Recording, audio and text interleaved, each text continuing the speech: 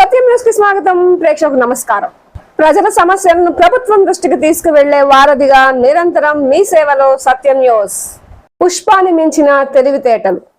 అనకాపల్లి జిల్లా Sabbavaram police station పరిధిలో అక్రమ గంజాయి రవాణా చేస్తూ ఉండగా పోలీసులు ఒక లారీని పట్టుకున్నారు. కానీ విచిత్రం ఏమిటంటే అక్రమ గంజాయి రవాణా కోసం లారీ డిజైన్ నే మార్చేశారు. లారీలో క్యాబన్లు వెతగ్గా కొత్త తరహా క్యాబన్లు 2 రకాలుగా తయారు చేశారు.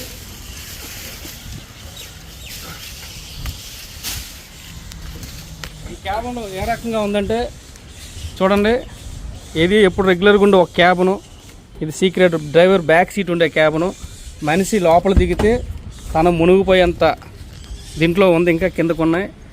అదేవిధంగా ఇంకోటి డ్రైవర్ హెడ్ పైన సెపరేట్ సీక్రెట్ క్యాబిన్ ఒకటి ఉంది. ఆ క్యాబిన్లో లోపల కూడా గంజాయి